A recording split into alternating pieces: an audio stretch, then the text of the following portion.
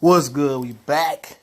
Goodfellas Sports TV. We up in this thing doing what we do, letting it percolate. Y'all know what it is. Shout out to the entire LDBC Lions Den box community. And was on live. Shout out to all the brothers that was on there for the live commentary, live scoring for the Terence Crawford and Jose Benavidez fight. Crawford beat Jose Benavidez, knocked him out in the 12th round. Let's talk about it. Okay, give you a full, thorough breakdown. We mostly on the live stream just called the fight and kind of gave our little synopsis on the fight. But in the beginning, I didn't think it was competitive at all. I had, Crawford winning every round. It was not competitive. It was exactly what I told you guys. Jose Benavidez's leg was still injured, and it may not be the same from a gunshot wound a couple years ago.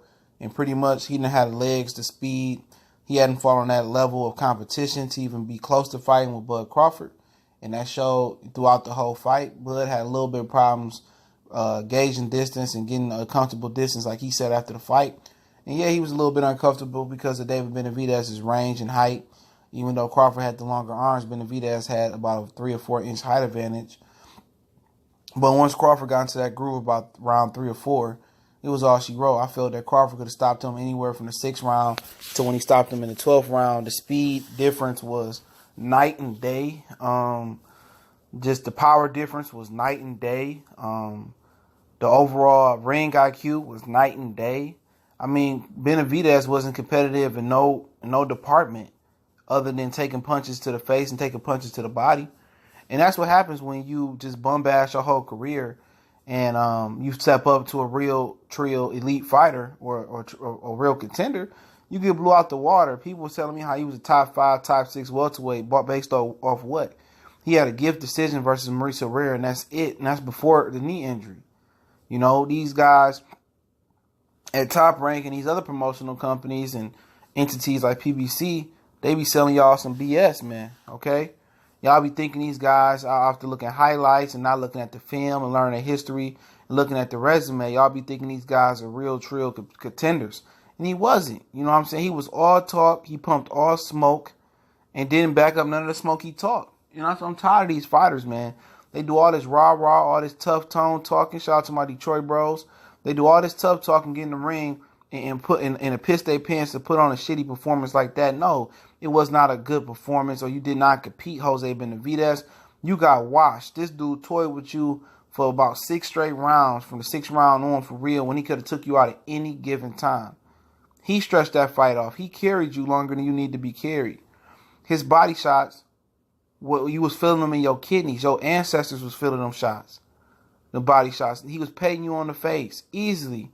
You sitting there posturing and posing, acting like the shots didn't hurt you, trying to survive and trying to act tough. Tough don't people could say how tough Jose Benavidez was. Tough don't win fights. And like Crawford said when they bumped heads at his weigh-in, he said the only Benavidez can fight is David.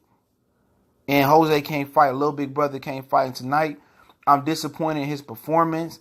I'm disappointed. I thought he was better than what he showed, and he wasn't. And I didn't have no expectations. I called it a bum bash from the beginning. That's exactly what it was. Another unproven opponent in the ring with Crawford. Another top-ranked special. Another perfectly match-made fighter to make Crawford look good tonight. And that's what it was. Jose Benavidez ain't got shit for no welterweight. He can beat Jesse Vargas. Maybe. But I don't think he beat Jeff Horn. Can't beat Sean Porter. Can't beat Keith Thurman. Damn sure can't beat Earl Spence. And I don't probably think he could beat your Dennis Hughes. He probably can't. I mean, he may could be a Devin Alexander or Andre Berto. Maybe. You know what I'm saying? He maybe could beat a John Molina or a Josito Lopez. But he came in with all that bullshit talking he came in with. All that tough talking. All that getting into it with Caleb Plant and pushing guys and acting like he really, really tough dude. You was a generic grocery store brand fighter, dog. You shouldn't even be talking or even rubbing shoulders with guys like Terence Crawford and Caleb Plant. You would never have the amount of talent they got in their left pinky in your entire body as a fighter. Okay? You talking like you been there, done that. You acting like you confident because you got a little $500K payday. You went over there and rolled over and bent over and took a backlashing for a $500K payday today. And wrecked your reputation because you didn't move up right. You jumped in the ring prematurely when you knew you wasn't ready for him. You had nothing for him. Your jab was trash. Your straight right didn't show up tonight. You were scared to let the left hook go. You didn't know how to make Crawford come to you. You didn't know how to cut the ring off close distance. You fought at the perfect pocket distance to survive until Crawford deemed you worthy to get knocked out. And that's what it was, man. And ESPN and Top Rank gonna keep giving you all these mismatches unless we demand better from the fighters. Benavidez was a top-ranked fighter. He didn't deserve to be in there for a championship bout. What is his second or third fight since he got shot in the leg? And before he got shot in the leg, he didn't fight nobody. He really lost to Mauricio Herrera, which is not a bad fighter, but that's who he really lost to. This dude legitimately sold this fight off wolf tickets, bro. And I'm sick of fighters selling wolf tickets, talking, like they tough, talking. They get in the ring and they don't do nothing. They don't bust no grape. They don't let their hands go. You know, he let his hands go tonight. He landed some solid shots. But, you know, Crawford, you know, did what he had to do tonight. He carried this guy. He played with him.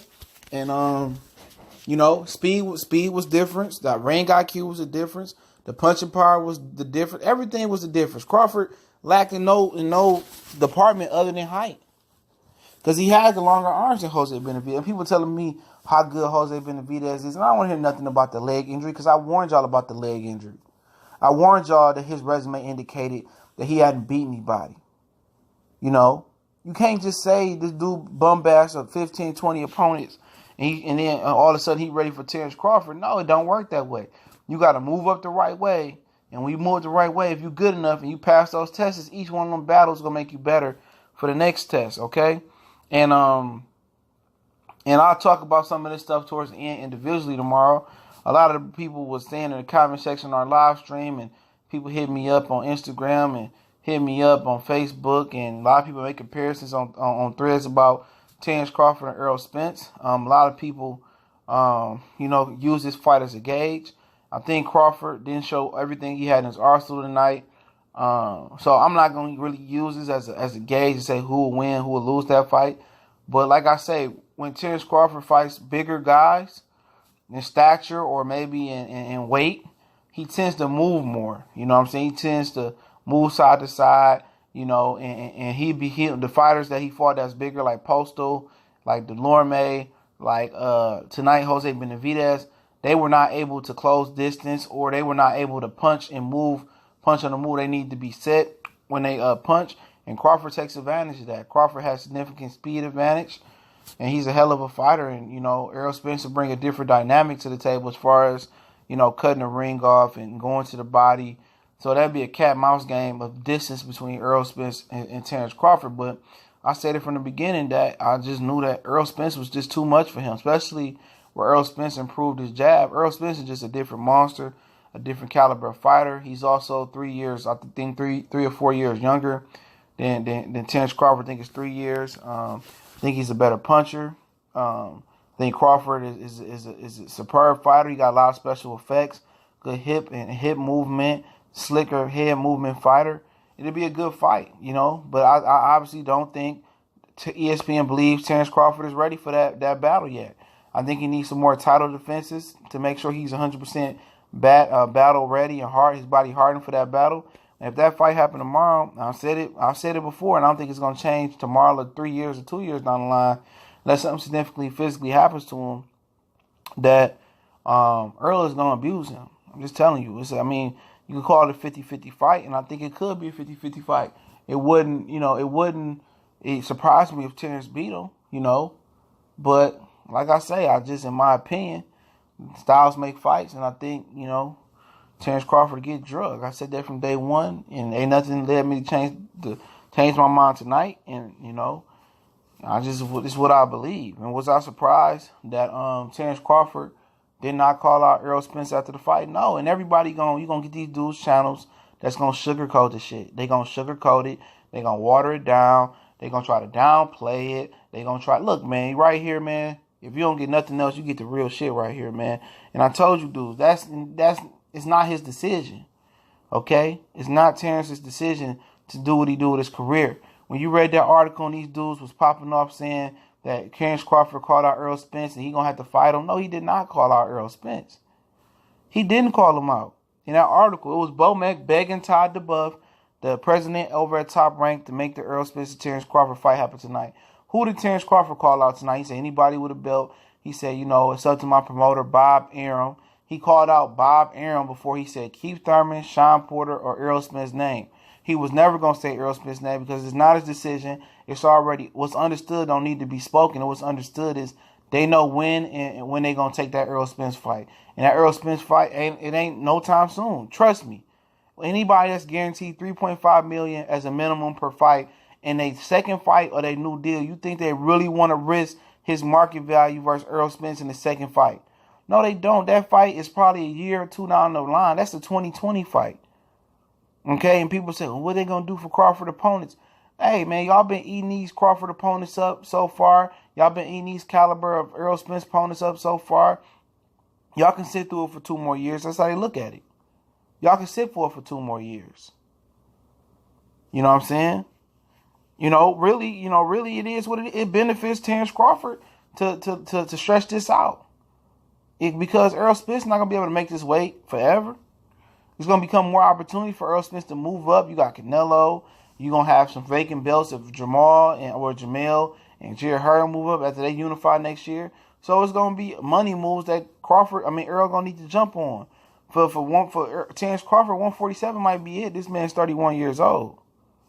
But like I say, it benefits Crawford to wait it out and start Errol Spence out like everybody else, man. And how can you expect Errol Spence to go make a fight with Crawford when he can't make fights with people on his side of the street and Keith Thurman and Sean Porter? So that's all Crawford got to point to. He can't make fights on his side of the street. He got 2 belts over there and can't get 1. Why y'all looking at me? And y'all heard him, man. Y'all heard him tonight. He said Bob Arum, yeah, it's up to Top Rank Bob Arum. I don't make the fight. See, that's a cop out, bro. That's the company man, bro. That is the company man part of it. When you got a promoter, it ain't no pressure. Look, man, they got to make that fight. That's what he did. It's up to Top Rank to make the fight. He don't want to. I'm telling you, man, y'all be believing this shit, believing what Bo Mac going around here saying. He said it the best. He told on himself a Trill Boxing Talk. He said we get $3.5 million to fight anybody. Why fuck that up? You know what I'm saying? Why fuck that up? So y'all was fools to believe this dude was gonna call out Errol Spence. He wasn't. That's not in his character, bro. He not gonna take that. He gonna hide behind Bob Arum like Pacquiao did for years. Let Bob Arum handle the situation. And when it's most convenient for Terence Crawford, when it's most convenient for Bob Arum, Todd DeBuff, and Top Rank, they attempt to make the fight. Maybe when Errol Spence got a fight finally lined up with Keith Thurman or Sean Porter when they unify, then you would hear Top Rank go around and Terence Crawford pop up about how they want to fight. Anytime some of these dudes got fights signed up, then you hear Terence Crawford and Top Rank try to leech off of that to get some of that free promo, man. But hey, y'all know what it is. People gonna say I'm hating. I'm just keeping it trill and keeping it real, man. That's the only thing I can do. But don't forget our boxing show, Early Morning Grind, Boxing 101 Early Morning Grind, Monday through Friday, 8:30 a.m. Eastern Standard Time, right here on Goodfellas Sports TV. Don't miss it. If you missed an episode, you can check it back out on YouTube or you can watch it on our podcast. The link's in the description to our CastBox app. You just hit the link, go to the website, or you can download the free app from your Play Store and subscribe to us and sign up with your Google Facebook account. Don't forget, we on Facebook, Instagram, Twitter. All those links in the description. If you want to make a donation to the channel, I definitely appreciate it. The PayPal link is in the description. Shout out to the whole Lions Den boxing community. Y'all know what it is, man, holding it down. And we're going to continue to hold it down. We're going to talk a little bit boxing tomorrow, God willing, early in the day before them football games kick off. And make sure you check out our playlist, NFL, NBA, hood stories, all types of stuff.